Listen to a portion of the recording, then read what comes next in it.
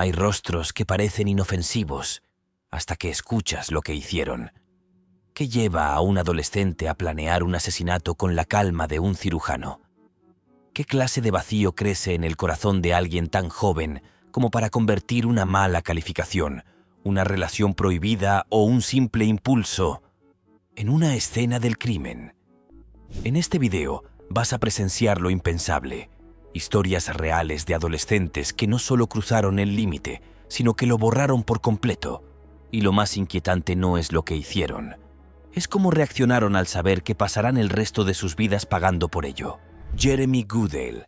¿Qué clase de rabia puede nacer en el corazón de un adolescente para convertir una mala calificación en una sentencia de muerte? Jeremy Goodale tenía apenas 17 años cuando cometió, junto a su amigo Jaden Miller, uno de los crímenes más atroces y perturbadores en la historia reciente de Iowa. La víctima, Nohema Greber, su profesora de español. La razón, una nota baja que, según ellos, ponía en riesgo su futuro académico.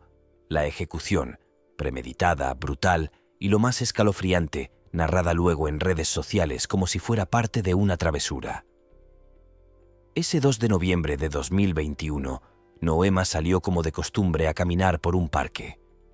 No imaginaba que la estaban esperando.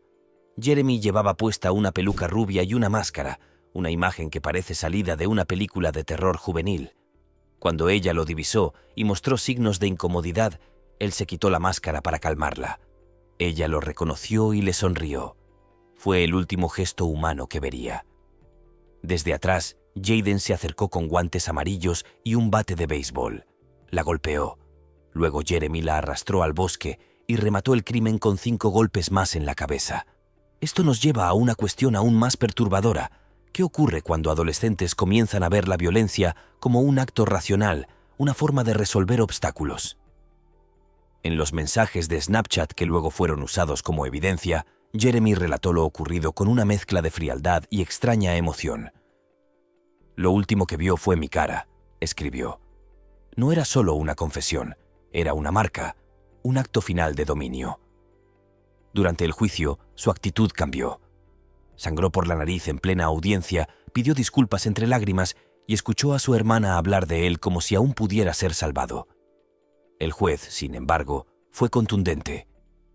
Evaluó 25 factores y determinó que, aunque existía algún potencial de rehabilitación, la gravedad del crimen exigía un castigo ejemplar. Sentencia: cadena perpetua con posibilidad de libertad condicional después de 25 años. Pero más allá del castigo, lo que queda es una herida, una comunidad sin su profesora, una familia destrozada y un joven que, aún con vida, ha quedado condenado a convivir con el peso de sus decisiones, porque no se trata solo de lo que hizo, sino de lo que dejó de ser. En el fondo, esta historia no nos habla solo de un crimen. Nos habla de lo que sucede cuando la empatía se pierde, cuando el fracaso se transforma en furia y cuando nadie enseña a los jóvenes que la frustración también debe tener límites. Jesús Ayala y Jasaimer Keyes. ¿Qué sucede cuando el crimen se convierte en espectáculo y la muerte en una broma viral?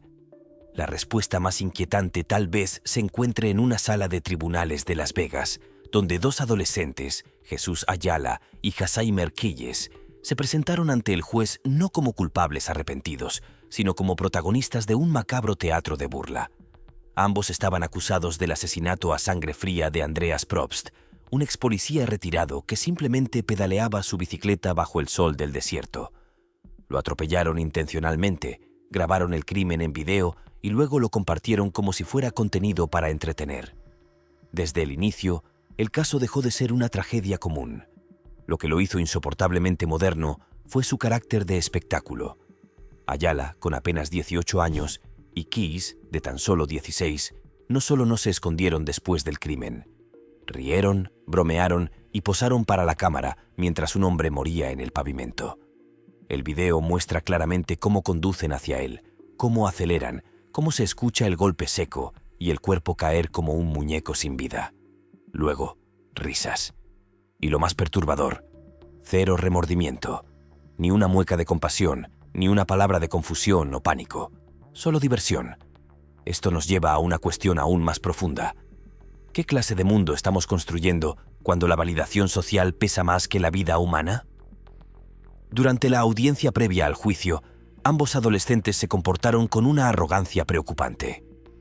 Hacían gestos obscenos, sonreían con soberbia y miraban a los familiares de la víctima como si todo aquello fuera una mala obra de teatro. Mientras Taylor Probst, hija del fallecido, intentaba contener las lágrimas, los acusados parecían disfrutar la atención. «Estos tipos no respetaron nada», declaró. «Solo estuvieron bromeando todo el tiempo». La fecha del juicio quedó fijada para el 16 de septiembre de 2024, pero el proceso ya ha dejado una herida en la comunidad que tardará en sanar. Las pruebas en video son irrefutables, y aunque la justicia puede, con suerte, actuar con todo su peso, nada devolverá a Andreas Probst ni borrará la risa de quienes lo asesinaron por puro entretenimiento. Porque si el crimen alguna vez tuvo un rostro humano, en este caso lo perdió por completo. Lo reemplazó una sonrisa vacía y una cámara encendida. Aiden Fucci. ¿Qué puede revelar el silencio absoluto de un joven mientras se lee su sentencia por asesinar a sangre fría a alguien de su misma edad? La imagen de Aiden Fucci, cabizbajo y sin mostrar emoción alguna, mientras el juez detallaba el brutal asesinato de Tristan Bailey, es una de las más sobrecogedoras que ha dejado un tribunal de Florida. No hubo lágrimas, ni gritos, ni súplicas. Solo un silencio frío, casi tan gélido como el crimen que cometió. Tristan tenía apenas 13 años. Era alegre, talentosa, deportista. Su familia la describía como un torbellino de energía luminosa. Fucci, por otro lado, era un adolescente de 14 años que, según su confesión, decidió que iba a matar a alguien. Y eligió a Tristan. No por odio ni por venganza. Simplemente lo decidió. La atrajo a un área boscosa del vecindario y allí desató una violencia impensable. El ataque fue salvaje. 114 puñaladas, de las cuales 49 eran heridas defensivas. Su cuerpo mostraba 35 lesiones en cabeza y cuello, 29 en la espalda y hombros y al menos 6 heridas mortales. La autopsia concluyó que Tristan murió con dolor, miedo y sin entender por qué alguien en quien confiaba la estaba matando. ¿Qué implica realmente esta idea? Que un adolescente no solo haya cometido un asesinato, sino que lo haya hecho con un nivel de brutalidad que desafía cualquier explicación racional. Durante el juicio, Fucci se mantuvo impasible.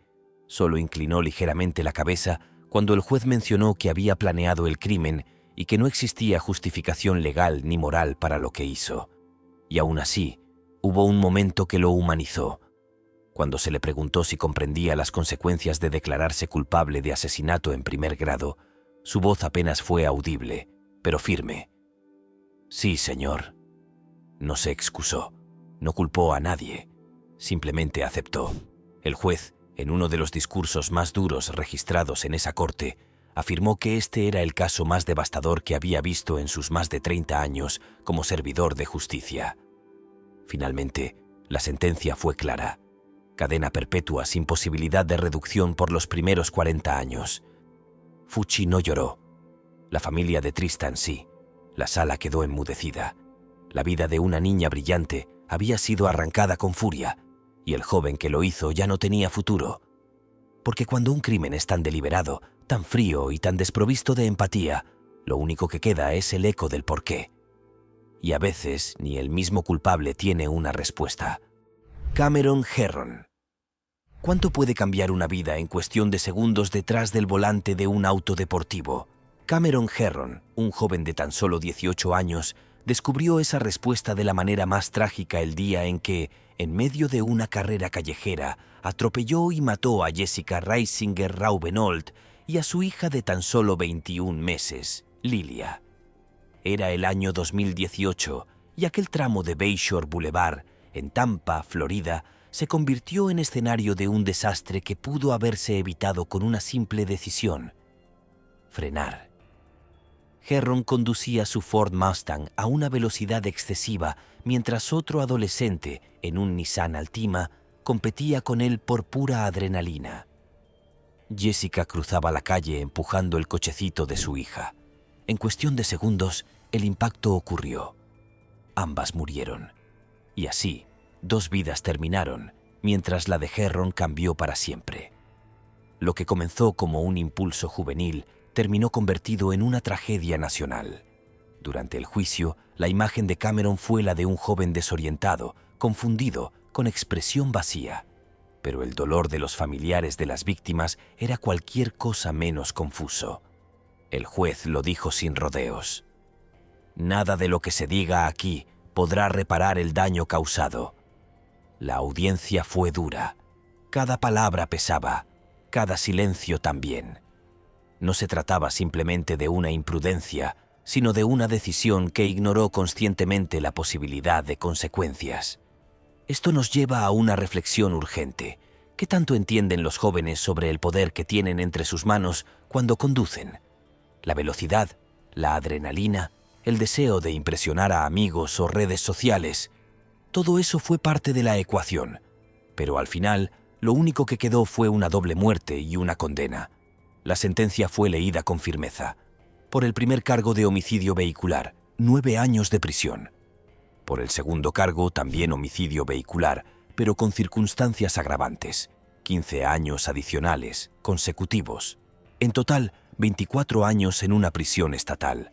El rostro de Herron permaneció inexpresivo, pero sus ojos no pudieron ocultar el impacto. No hubo apelación, solo resignación. Había renunciado a su derecho a disputar el veredicto. «Le deseo suerte, señor Herron», dijo el juez antes de ordenar su traslado bajo custodia. Una frase breve, pero cargada de presagio. Porque lo que le espera no es solo tiempo entre rejas, sino décadas enteras para pensar, cada día, en el momento en que pisó el acelerador creyendo que estaba ganando una carrera, sin saber que ya la había perdido todo. Ethan Crumbley. ¿Qué ocurre en la mente de un adolescente para convertir un lugar de aprendizaje en un campo de guerra? Esa pregunta aún retumba en los pasillos vacíos de la Oxford High School, en Michigan, donde un lunes cualquiera se tiñó de sangre y pánico. Ethan Crumbley tenía solo 15 años cuando entró al instituto con una pistola semiautomática y abrió fuego contra sus propios compañeros. Lo que siguió fue una tragedia que dejó 4 estudiantes muertos, varios heridos y una comunidad marcada por el horror. Desde el primer momento, todo indicaba que aquello no había sido un impulso repentino. El ataque fue planeado, detallado, casi clínico. Crumbley dejó pistas en su diario, en dibujos confiscados y en búsquedas en Internet. Sabía lo que hacía y lo hizo de todas formas. El fiscal lo dejó claro. No fue un arrebato, fue una ejecución. La palabra no es casual. Fue un acto deliberado, con objetivos elegidos y con un resultado irreversible. Y justo aquí, si este tipo de historias te impactan tanto como a nosotros, te recomiendo que después de terminar este video, veas otro que hemos preparado con un caso que también desafía toda lógica humana. No puedo decirte el nombre aún, pero créeme, te dejará igual de congelado. Guárdalo, búscalo después o míralo ya, pero no te lo pierdas. Durante el juicio, Crumbley se declaró culpable de 24 cargos, entre ellos asesinato en primer grado y terrorismo. Sí, terrorismo, porque lo que hizo no solo acabó con vidas, sino que sembró miedo en un entorno donde nunca debería haberse sentido. El juez Kwame Rowe, visiblemente afectado, habló de la planificación meticulosa del crimen, de la manera en que Ethan caminó por los pasillos sin pestañear, disparando como si estuviera en un videojuego. A diferencia de otros casos, aquí hubo un instante de introspección. Durante su última declaración antes de la sentencia, Crumbley pidió hablar. Su tono fue sereno, pero cargado de pesar. Admitió responsabilidad total, sin escudos ni excusas. «Todos estamos aquí hoy por mi culpa», dijo. «Quiero que las personas a las que lastimé sientan, al menos, que se ha hecho justicia». No pidió perdón, no imploró clemencia, solo asumió. Esto nos lleva a una verdad dolorosa. No siempre hay señales claras, y cuando las hay, muchas veces se ignoran. Crumbley venía mostrando comportamientos preocupantes. Incluso fue enviado a la oficina del consejero escolar el mismo día del tiroteo. Aún así, volvió al aula. Horas después, estaba disparando. La sentencia fue la más dura posible. Cadena perpetua sin posibilidad de libertad condicional. Sin matices, sin atenuantes, sin esperanza legal de salir. El juez fue categórico. La magnitud del daño, la frialdad del acto y el sufrimiento de las víctimas anulaban cualquier argumento sobre su edad. Ahora, Ethan pasará el resto de su vida en una celda, mientras los sobrevivientes de Oxford y las familias de las víctimas intentan reconstruir sus vidas con un vacío imposible de llenar. Porque cuando la violencia entra por las puertas de una escuela, el mundo entero se rompe un poco más. Megan Joyce Amerovich. ¿Puede un acto tan atroz nacer del interior de una hija hacia el hombre que le dio la vida? El caso de Megan Joyce Amerovich no solo conmocionó a Michigan por la violencia del crimen, sino también por la extrañeza del método y la frialdad con la que fue ejecutado. Tenía 19 años cuando roció a su padre, Conrad Amerovich, con lejía mientras dormía. No fue un accidente, ni una reacción desesperada. Fue un acto calculado, deliberado y silencioso que dejó a su víctima con quemaduras químicas tan severas que tras meses de dolor y complicaciones terminó por causarle la muerte. Conrad, de 64 años, no tuvo oportunidad de defenderse. Megan lo atacó en su hogar, sin que mediara discusión ni enfrentamiento. Los expertos describieron el uso de la lejía como un método inusual, casi experimental, pero altamente corrosivo. La sustancia penetró su piel, sus pulmones y sus órganos. A lo largo de los meses siguientes, el padre de Megan agonizó lentamente, hasta fallecer el 6 de marzo de 2022. Durante el juicio, la narrativa se volvió aún más inquietante. Megan nunca admitió su culpa directamente. De hecho, mantuvo una postura ambigua, mezclando momentos de aparente remordimiento con declaraciones desconectadas. En su alegato final, citó la Biblia, lloró y aseguró que todos los días fingía estar en coma para imaginar que su padre estaba esperándola al despertar. La corte escuchó con atención, pero la evidencia era contundente. El jurado no tardó en deliberar. El veredicto, culpable. Se le acusó del uso ilegal de sustancias químicas con resultado de muerte. Cada miembro del jurado respondió afirmativamente cuando se le preguntó si ese era su fallo. Aún así, lo que vino después sorprendió a todos.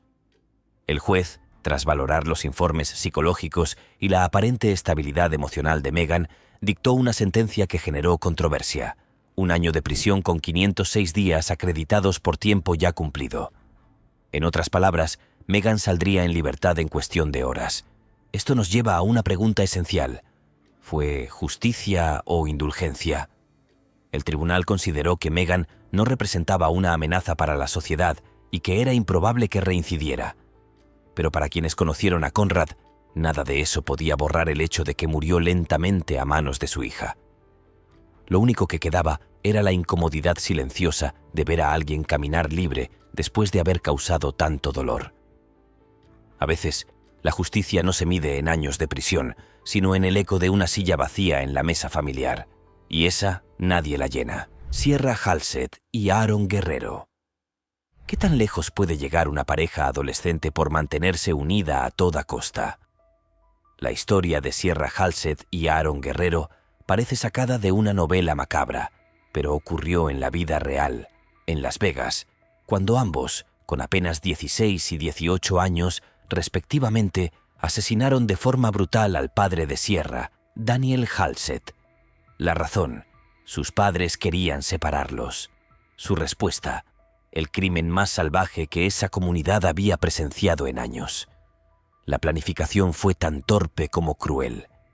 Sierra y Aaron apuñalaron a Daniel más de 70 veces, intentaron desmembrarlo con una motosierra y una sierra circular, y finalmente le prendieron fuego dentro de su propio garaje para ocultar el crimen. El cuerpo fue hallado calcinado, irreconocible. El fiscal, al presentar las pruebas, no dudó en calificar el crimen como manifiestamente atroz, inhumano y premeditado. Esto nos lleva a una pregunta escalofriante. ¿Cuánto odio puede caber en adolescentes tan jóvenes? En vez de mostrar remordimiento, ambos grabaron un video casero bromeando sobre el asesinato, con sonrisas cómplices y comentarios que helaban la sangre. Aún así, frente al tribunal, Aaron cambió el tono. Con voz temblorosa, pidió perdón. Aseguró que quería aprender de sus errores y que esperaba que los años en prisión lo reformaran. Sierra, en cambio, fue más errática. Su declaración pública fue desconectada, evasiva. Nunca asumió su culpa plenamente. Pero la que sí habló con total claridad fue la tía de Sierra y hermana del fallecido. Subió al estrado y exigió la pena máxima. «Estos dos no merecen volver a ver la libertad», dijo. Perdieron todos sus derechos al momento en que asesinaron violentamente a Daniel. El juez fue firme. Ambos acusados fueron sentenciados a cadena perpetua con posibilidad de libertad condicional después de 22 años. Además, se les impuso una restitución de $5,000 por daños y costos procesales. El tribunal detalló cada uno de los cargos: asesinato con arma letal, conspiración, incendio provocado, robo con arma y múltiples fraudes con tarjetas de crédito. Mientras escuchaban la sentencia, Aaron rompió a llorar. Sierra mantuvo la mirada baja. Sus nombres quedarían para siempre ligados a uno de los parricidios más aberrantes cometidos por adolescentes en la historia del estado de Nevada. Porque hay decisiones que no solo destruyen una vida, las borran, y a veces, incluso el amor más intenso puede pudrirse en oscuridad cuando no conoce límites ni razón. Derek Rosa. ¿Qué puede habitar en el corazón de un niño para convertir a su madre dormida en víctima de un asesinato premeditado? Derek Rosa tenía apenas 13 años cuando cometió uno de los crímenes más impactantes de los últimos tiempos en Florida. El 12 de octubre de 2023, mientras su madre, Irina García, dormía plácidamente en su habitación, Derek se acercó con un cuchillo y la apuñaló más de 40 veces. Lo más escalofriante no fue solo el crimen, sino lo que ocurrió después. Derek llamó al 911 con calma, confesó el asesinato sin titubear y esperó a los agentes sentado, casi inmóvil. Durante el interrogatorio, describió con precisión el arma utilizada, los movimientos que hizo y cómo apuntó deliberadamente a las zonas del cuerpo donde sabía que haría más daño. «Fui a propósito por la arteria», le dijo al detective. Aquellas palabras, frías y quirúrgicas, estremecieron incluso a los oficiales más experimentados. Esto nos lleva a una de las preguntas más inquietantes del caso. ¿Cómo puede alguien tan joven entender con tanto detalle cómo matar? La respuesta comenzó a perfilarse cuando se revisaron sus dispositivos electrónicos. Las búsquedas en Google eran tan claras como perturbadoras. ¿Es más fácil matar a alguien con un cuchillo pequeño? ¿Puede un cuchillo cortar un hueso? Y una imagen guardada de una ametralladora ligera. Derek no actuó por impulso. Estaba recopilando información. Estaba planificando. Durante la audiencia probatoria, Derek se declaró inocente, aunque su confesión grabada lo contradecía. El debate legal se trasladó entonces a si debía ser juzgado como adulto o como menor. Los fiscales exigieron que enfrentara los cargos como adulto, argumentando la gravedad del crimen y la lucidez con la que lo ejecutó. La defensa, en cambio, alegó que tratar a un niño de 13 años como un adulto violaba sus derechos más fundamentales. Mientras escuchaba su propia voz en el video del interrogatorio, Derek no pudo evitar taparse la cabeza con las manos. Las palabras que una vez pronunció con serenidad ahora parecían pesar como una losa. Su rostro reflejaba angustia, desconcierto, quizás arrepentimiento. Pero para muchos ya era demasiado tarde. El juicio aún no ha comenzado, pero se ha fijado una fecha tentativa para el 26 de febrero de 2024. El país entero observa. Algunos lo ven como un monstruo precoz, otros como un niño roto por causas aún desconocidas.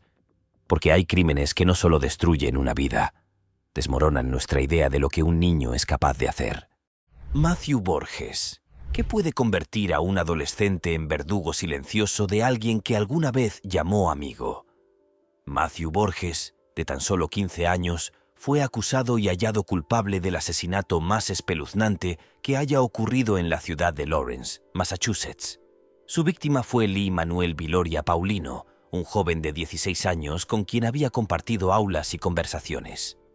Pero una tarde de noviembre de 2016, Matthew lo atrajo a un área aislada junto al río Merrimack y cometió un crimen que aún hoy causa escalofríos. Lo apuñaló hasta matarlo y luego lo decapitó. Durante semanas, el paradero de Lee fue un misterio. Su familia lo buscaba con desesperación, mientras las autoridades temían lo peor. Finalmente, su cuerpo mutilado fue hallado a la orilla del río. La cabeza había sido separada del torso con violencia. Era una escena que parecía salida de una pesadilla. Pero lo peor aún estaba por saberse. El asesino era su compañero de clase. La investigación reveló un patrón alarmante. Matthew había escrito en un cuaderno pensamientos oscuros, donde hablaba de su deseo de matar, de cómo se sentía poderoso al imaginarlo, de cómo lo haría para no ser atrapado. Incluso dibujó escenas del crimen. No era una fantasía momentánea.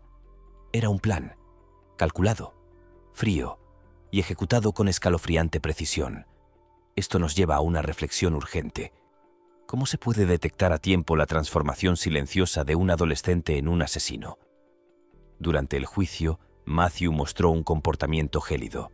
No hubo lágrimas. No hubo explicaciones. Mientras la madre de Lee le suplicaba al juez que lo mantuviera tras las rejas de por vida, Borges mantenía la mirada fija, sin expresión, como si no estuviera allí. La corte lo declaró culpable de asesinato en primer grado con extrema atrocidad y crueldad. El fiscal fue claro. Este no fue solo un homicidio, fue un acto deliberado de deshumanización. La sentencia fue doble, 2 condenas simultáneas, cada una de entre 30 años y cadena perpetua. No habría posibilidad de libertad condicional hasta haber cumplido al menos 3 décadas tras las rejas. La jueza reconoció que ninguna sentencia podría devolverle la vida a Lee, pero sí podía ofrecer una mínima sensación de justicia a su familia. Matthew Borges fue conducido en silencio fuera de la sala, sin una palabra, sin un gesto, solo el eco de su brutalidad. Porque hay crímenes que no dejan preguntas abiertas, solo dejan un hueco donde antes había un joven, una amistad y un futuro truncado por la crueldad. Paris Bennett. ¿Puede la inteligencia convertirse en un arma letal cuando se desvía hacia la oscuridad? Paris Bennett tenía solo 13 años cuando tomó una decisión que no solo destruyó a su familia, sino que desafió por completo la comprensión de lo que un niño brillante puede ser capaz de hacer. La víctima fue su hermana menor. Ella, de apenas 5 años, a quien apuñaló más de 17 veces mientras dormía. No fue un acto impulsivo, fue una ejecución premeditada nacida de un razonamiento retorcido. Paris tenía un coeficiente intelectual de 141, lo que lo colocaba muy por encima del promedio. Era el tipo de niño que resolvía problemas complejos con facilidad, que leía textos avanzados y que parecía destinado a un futuro brillante. Sin embargo, su mente, tan desarrollada, escondía un pensamiento perturbador. Si mataba a un extraño, podría convertirse en asesino serial. Para evitarlo, eligió a alguien a quien amaba. Eligió a su hermana. Esto nos lleva a una de las ideas más perturbadoras que se hayan escuchado en un tribunal. La muerte de ella no fue resultado de odio, sino de lógica distorsionada. Paris quería castigar a su madre, Charity Lee, por su pasado con las drogas. Quería que sufriera. Y pensó que no había forma más efectiva de infligir ese dolor que arrebatarle lo que más amaba. Después del crimen, llamó al 911. Su tono era calmo. Confesó todo sin dudar. No intentó huir. Ya había hecho lo que se proponía. Durante el proceso judicial, Charity, desgarrada por la pérdida, tomó una decisión que desconcertó a muchos. Perdonó a su hijo. No lo justificó. No le restó gravedad a lo ocurrido. Pero eligió no vivir el resto de su vida alimentando el odio. Aún así, admitió que convivía con un miedo silencioso. Paris seguía vivo, y si su mente no cambiaba, seguía siendo peligroso. El sistema penal juvenil de Texas permitió que Paris fuera juzgado como menor. Recibió la pena máxima permitida: 40 años de prisión sin posibilidad de libertad condicional hasta haber cumplido al menos 30 años tras las rejas. Actualmente cumple su condena en una prisión para adultos, y ha participado en entrevistas donde mantiene la calma, la inteligencia y la inquietud. A diferencia de otros casos, aquí no hubo juicio público con lágrimas ni alegatos dramáticos. Solo una madre que perdió a una hija, un hijo que eligió la lógica antes que la compasión y una verdad dolorosa. El mal no siempre grita. A veces razona, porque cuando la inteligencia se divorcia de la empatía, el resultado no es brillantez, es horror.